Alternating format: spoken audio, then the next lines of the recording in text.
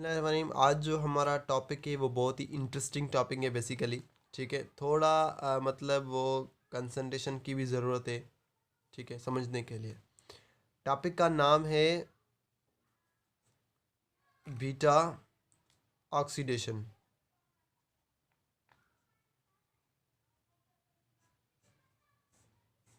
ठीक है, अब मैं आपसे पूछता हूँ कि ऑक्सीडेशन किसको कहते हैं।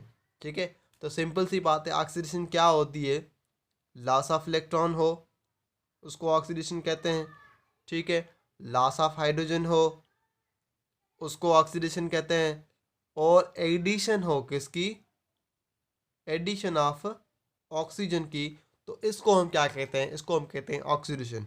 अब ये कह रहा है कि बीटा ऑक्सीडेशन मतलब कि बीटा पोजीशन पे ऑक्सीडेशन हो तो इस प्रोसेस को हम क्या कहते हैं? Beta oxidation. ठीक है, ये बीटा ऑक्सीडेशन होती है किसमें? बेसिकली ये फैट्स में होती है। ठीक है, हाँ, पर मोस्ट जो अबंडेंट फैट है जिसमें ये मतलब मोस्टली ये प्रोसेस होता है ये बीटा ऑक्सीडेशन का, वो मैं यहाँ पे एग्जांपल लेके समझाने वाला हूँ। वो होता है पल्मीटिक एसिड। ठीक है, पल्मीटिक एसिड हमने माना जो वहाँ बेसिकली जो बीटा ऑक्सीडेशन जो होती है ना, वो मोस्टली इसी में ही होती है, पल्मीटिक एसिड में होती है। अच्छा, बीटा ऑक्सीडेशन मतलब क्या होती है? पल्मीटिक एसिड का जो बीटा कार्बन होता है उस बीटा कार्बन में से जो होते हैं रिमोल होती है हाइड्रोजन वगैरह के, मतलब उस पर ऑक्सीडेशन होती है, तो इस प्रोसेस को हम क्या कहते हैं? Beta oxidation. और ये बीटा ऑक्सीडेशन होती कहाँ पे है? ये बीटा ऑक्सीडेशन होती है कहाँ पे? माइटोकॉन्ड्रिया में। माइटोकॉन्ड्रिया में, माइटोकॉन्ड्रिया के अंदर होती है क्या? Beta oxidation. पर ये जो होता है पल्मीटिक एसिड, ये बाहर पड़ा होता है। अब इस पल्मीटिक एसिड को हमें क्या करना होता है कि माइटोकॉन्ड्रिया के अंदर लाना होता है, फिर उसमें जो बीटा ऑक्सीडेशन के रिएक्शंस होते हैं। अब फर्स्ट ऑफ ऑल बेसिकली मैं आपको बता दूं कि देखें,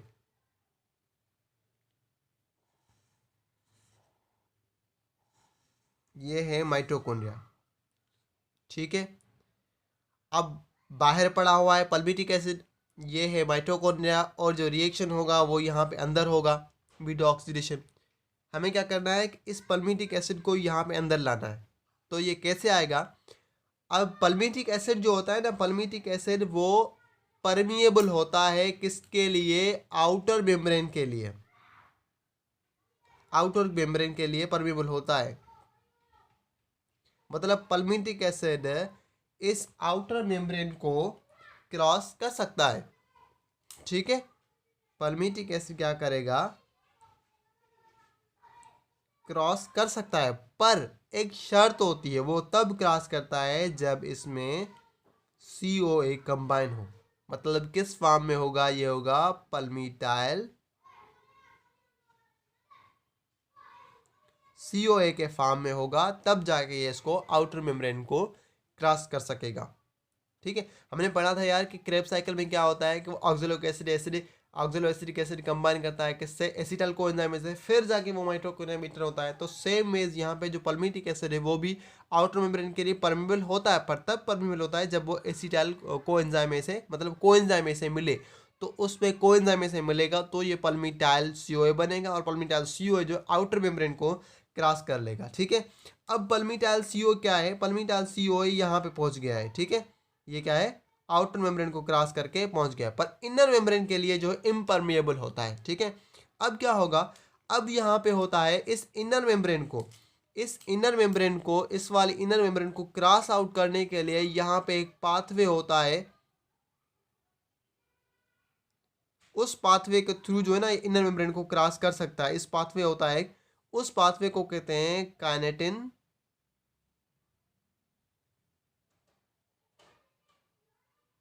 शटल पाथवे।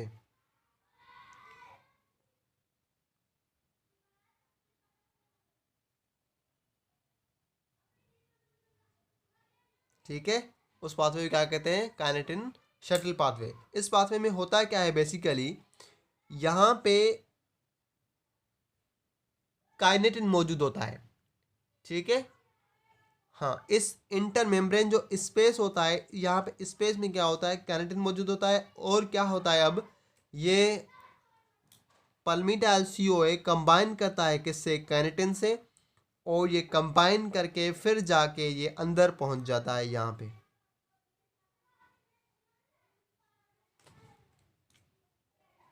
ये आ गए पल्मीटाइल काइनेटिन, इसको अंदर लेके आ गया।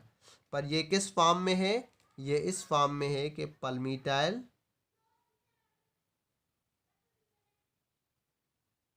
काइनेटिन। अब देखें, पहले क्या था, ये साइटोसोल में पड़ा था, यहाँ पे साइटोसोल में था, साइटोसोल से इसने कंबाइन किया सीओ में, बना पल्मीटाइल सीओ। पल्मीटाइल सीओ में क्या है, एबिलिटी आउटर मेम्ब्रेन क्रॉस करने की, उसने आउटर मेम्ब्रेन क्रॉस कर ली। अब आ गया इंटर मेम्ब्रेन में, इंटर मेम्ब्रेन में आ गया, स्पेस में आ गया, तो क्या होता है, इनर मेम्ब्रेन के लिए इम्परमिएबल होता है। तो इम्परमिएबल होने की वजह से क्या है, इसको क्रॉस तो करना है, ऑक्सीडेशन अंदर होगी। तो इसलिए क्या है, यहाँ पे एक पाथवे होता है जिसको हम काइनेटिन शटल पाथवे कहते हैं, उसके जरिए जो है ना ये काइनेटिन से कंबाइन करता है, और कंबाइन करके ये काइनेटिन पल्मीटाइल काइनेटिन बन जाता है। पल्मीटाइल काइनेटिन जो है इनर मेम्ब्रेन इसको क्रॉस करा देता है, यहाँ पे आ जाता है पल्मीटाइल काइनेटिन। पर एक मेरी बात ध्यान से सुने, ये जो ऑक्सीडेशन होती है वो तब होती है जब ये CoA इस पल्मीटाइल के साथ अटैच हो, मतलब कि ऑक्सीडेशन तब होगी जब पल्मीटाइल CoA के फॉर्म में यहाँ पे अंदर हो, ठीक है। पर उससे पहले मैं एक बात आपको बता दूं कि पल्मीटाइल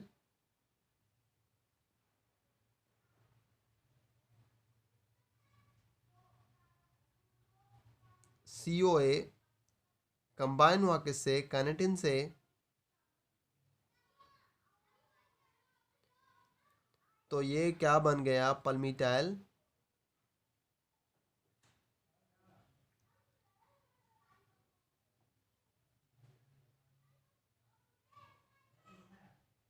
ठीक है।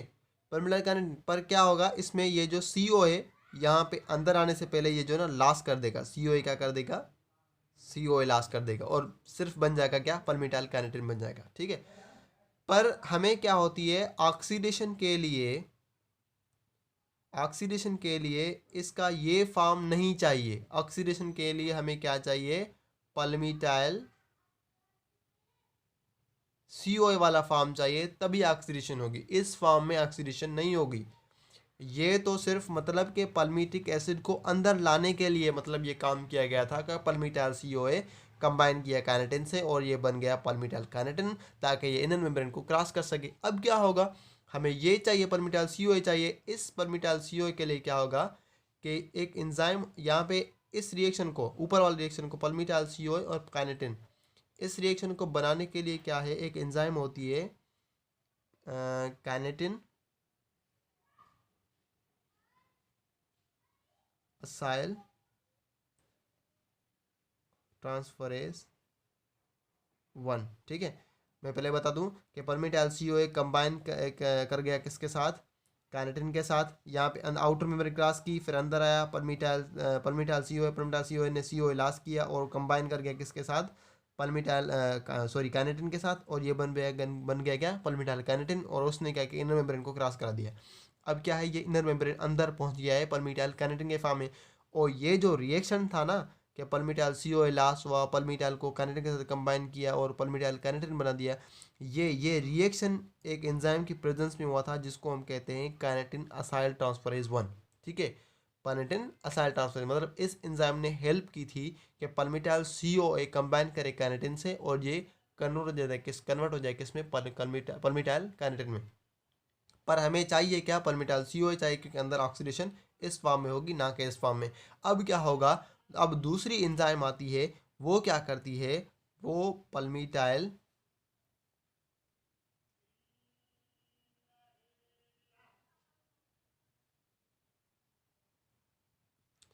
काइनेटिन को फिर से कन्वर्ट करती है किसमें, पल्मीटाइल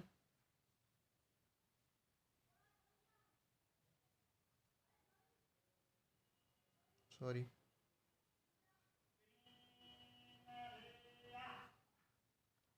और इस एंजाइम का नाम है acyl transferase, sorry kinetin acyl transferase, ठीक है। इसका नाम क्या है, मैं नीचे लिख देता हूँ इसको, काइनेटिन असाइल ट्रांसफरेज 2, ठीक है, मतलब कि इस वाले रिएक्शन को ये रिवर्स कर देगी, कार्निटिन को फिर से कर देगी किसमें, परमिटाइल कार्निटिन को फिर से कर देगी क्या, COA के फॉर्म में। सही है, और यहाँ पे एंजाइम यूज़ होगी कौन सी, कार्निटिन 2। अगर मैं इसको यूं लिख दूं आपको समझाने के लिए, तो पहले ये था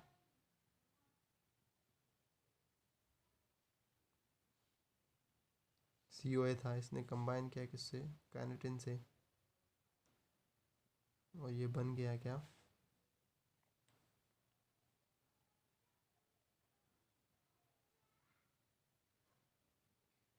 पल्मीटॉयल कार्निटिन। ठीक है, और एंजाइम कौन सी यूज हुई, कार्निटिन असाइल ट्रांसफरेज 1, इस रिएक्शन को। अब फिर से यही रिएक्शन जो है अपोजिट साइड में जाएगा, पल्मीटाइल कार्निटिन बन जाएगा क्या, पल्मीटाइल COA बन जाएगा। तो इस रिएक्शन को प्रोसीड कराने के लिए दूसरी एंजाइम होती है, क्या होती है वो, कार्निटिन असाइल ट्रांसफरेज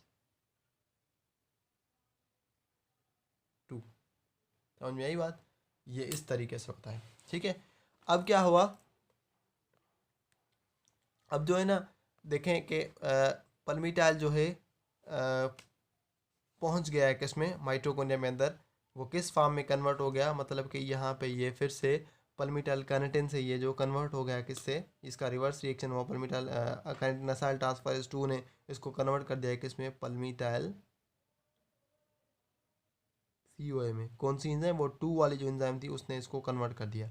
वन वाली एंजाइम में इसको, वन वाली एंजाइम ने इसको यहाँ पे कन्वर्ट किया, फिर 2 वाली एंजाइम ने इसको वापस बैक इसमें कन्वर्ट कर दिया। अब क्या है, पल्मीटाइल कार्निटिन अंदर पहुंच गया है। ठीक है,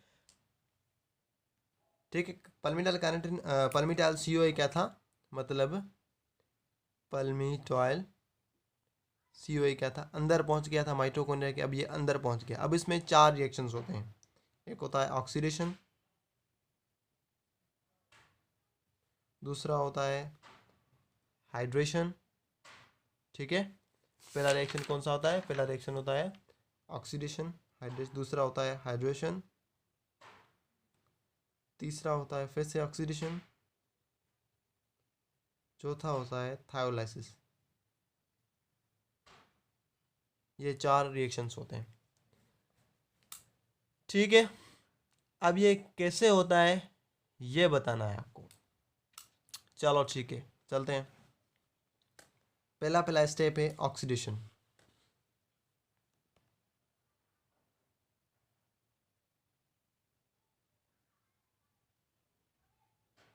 ठीक है, इसमें क्या होता है कि पल्मीटाइल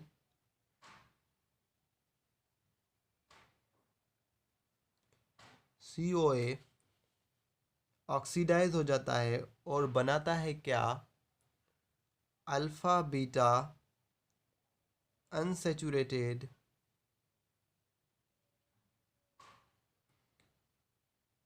पल्मीटाइल COA। ठीक है, ये बनाता है। अब जैसा कि ये ऑक्सीडेशन का रिएक्शन है, मतलब क्या होगा कि लॉस ऑफ हाइड्रोजन होगी, H2 रिमूव होगा, पर इस हाइड्रोजन को एक्सेप्ट करने वाला कोई तो होगा, वो होगा FAD, और ये बन जाएगा FADH2। ठीक है, ये याद रख लें कि यहाँ पे भी ऑक्सीडेशन है और यहाँ पे भी ऑक्सीडेशन है, पर यहाँ पे जो ऑक्सीडेशन है वो हाइड्रोजन कैप्चर करेगा। ठीक है, यहाँ पे भी ऑक्सीडेशन है और यहाँ पे भी ऑक्सीडेशन है, तो यहाँ पे जो ऑक्सीडेशन होगी वहाँ यहाँ पे FADH2 बनेगा, और नीचे जो ऑक्सीडेशन होगी वहाँ पे NADH2 बनेगा। मतलब इस वाले हाइड्रोजन को एक्सेप्ट करने वाला FAD पॉजिटिव होगा, और नीचे ऑक्सीडेशन वाले हाइड्रोजन को एक्सेप्ट करने वाला NAD पॉजिटिव होगा। ये बात याद रखना। ठीक है, ये दोनों ऑक्सीडेशन में डिफरेंस होता है। ये होगा ऑक्सीडेशन। अब क्या होगा, दूसरा दूसरा होता है मेरे ख्याल से हाइड्रेशन।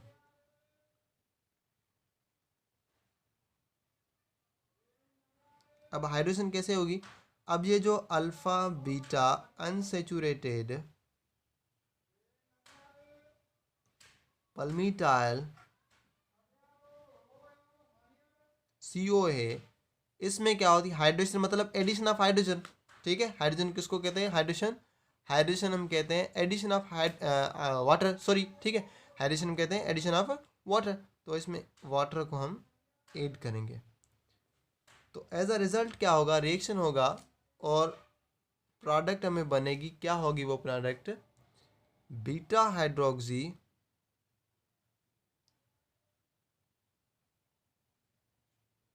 पल्मीटाइल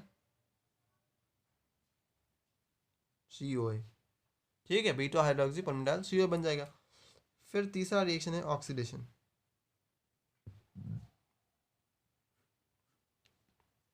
अब क्या होगा, ये बीटा हाइड्रोक्सी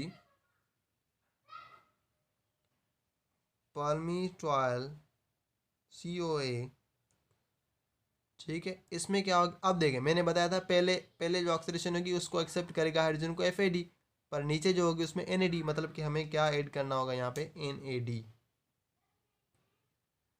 ठीक, अब ये रिएक्शन होगा, तो रिएक्शन होगा तो क्या बनेगा, ये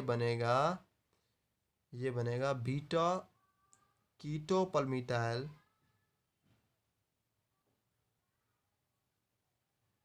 COA, प्लस में क्या बनेगा, ये प्लस में ये बन जाएगा NADH, ये 2। ठीक है, ये हो गया ऑक्सीडेशन। अब लास्ट रिएक्शन है वो है थायोलाइसिस।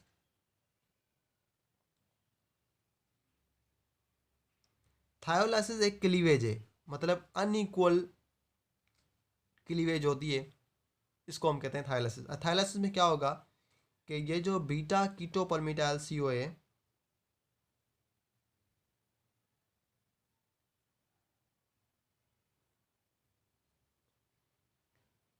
ये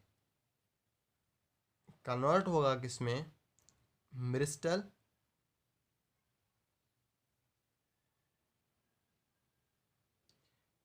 COA में, प्लस में एसीटाइल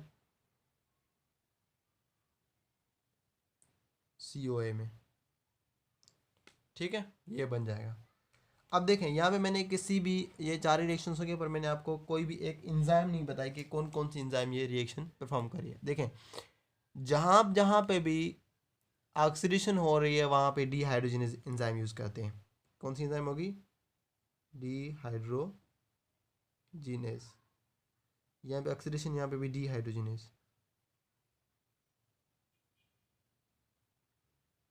इसका एंजाइम नाम क्या है, थायोलाइसिस। तो यहाँ पे एंजाइम कौन सी होगी, थायोलेज। कौन सी, थायोलेज। ठीक है, और यहाँ पे हाइड्रेशन हो रही है तो इस यहाँ पे एंजाइम होती है हाइड्रोटेज।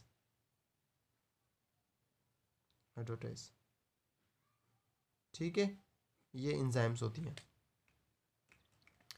अब बात आती है समझने की, पल्मीटाइल COA, पल्मीटाइल कितने कार्बन का होता है, 16 कार्बन का होता है। ठीक है, ये जो मिरिस्टल COA में एंड प्रोडक्ट में बन रहा है, ये कितने कार्बन्स का होता है, ये होता है 14 कार्बन्स का, 14 कार्बन्स का। और एसिडाइल COA कितने कार्बन्स का होता है, 2 कार्बन्स का। देखें यहाँ पे 16 कार्बन है और एंड प्रोडक्ट में भी हमें 16 मिल रहे हैं, मतलब 14 इसके और 2 इसके। ठीक है, यह तो हुई क्या, एक साइकिल हुई, मतलब एक साइकिल में, मतलब देखें 1 साइकिल में क्या हुआ कि 16 कार्बन में से क्या हो गए, 2 माइनस हो गए, तो हमें हमें कितने बचे, 14 बचे। फिर एक साइकिल फिर से चलेगी तो क्या होगा, फिर से 2 माइनस हो जाएंगे, फिर क्या कितने बचेंगे, 12 बचेंगे। फिर एक साइकिल चलेगी, फिर क्या होगा, फिर उससे 2 माइनस हो जाएंगे। ऐसा ऐसा करते करते साइकिल चलते ही जाएंगे, दो कार्बन एसिटाइल कोएंजाइम के फॉर्म में रिमूव होते ही जाएंगे, मतलब कि 8 टाइम्स ये साइकिल चलेगी, 8 टाइम्स ये साइकिल चलेगी। और हर एक साइकिल में जो होगा 2 कार्बन जो रिमूव हो जाएंगे, 2 8 द 16।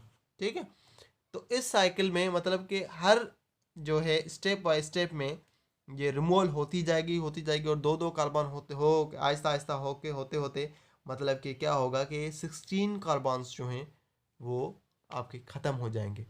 मिरिस्टल CO 14 कार्बन होता है। तो इससे इस प्रोसेस को मेरे ख्याल से उम्मीद है समझ गए होंगे आप कि बीटा ऑक्सीडेशन होती किस तरह से। मतलब कि मैंने कहा था कि बीटा ऑक्सीडेशन पल्मेटिक एसिड से होती है, जो मेजर फैटी एसिड होता है, ठीक है। वो बाहर से क्रॉस करता है, ऐसे CO एंजाइम से कंबाइन करके आउटर में क्रॉस करता है, इनर में आता है। यहाँ पे ऐसा current acyl transferase one current shuttle pathway होता है, उसमें current acyl transfer one enzyme होती है, फिर टू एंजाइम हेल्प करती है। फिर टू एंजाइम से होके फिर जो है ना, उनमें मैंने आपको बताया कि ये टू एंजाइम जो है इसको रिवर्स करती है, CO में कन्वर्ट कर देती है।